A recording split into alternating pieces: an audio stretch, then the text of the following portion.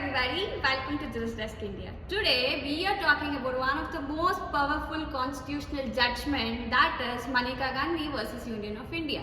So Maneka Gandhi versus Union of India judgment ಅಲ್ಲಿ ಏನಾಯ್ತು, Maneka Gandhi ಯಾರು, ಏನಕ್ಕೆ ಕೇಸ್ ಹಾಕಿದ್ರು, let's see. So Maneka Gandhi is one of the India's citizen. So what happened to her? Why she filed a suit in Supreme Court of India? ಯಾಕಂದ್ರೆ her passport was impounded by executive authority. ಯಾಕೆ impound ಮಾಡಿದ್ರು? She asked for reasons. Why did you impound my passport? But they didn't say anything. There was no reason. They just said it was just for the public interest anta.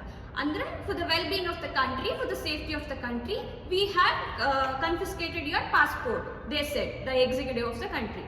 So she has filed a suit in Supreme Court of India stating that her right to travel abroad is violated, right? Where it is enshrined in Article 21 of Indian Constitution.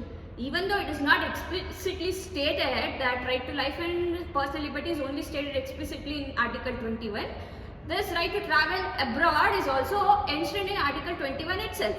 So it is violative of fundamental right of Indian Constitution. So now, Supreme Court ಏನು ಹೇಳಿದ್ರು ಇದ್ರ ಬಗ್ಗೆ?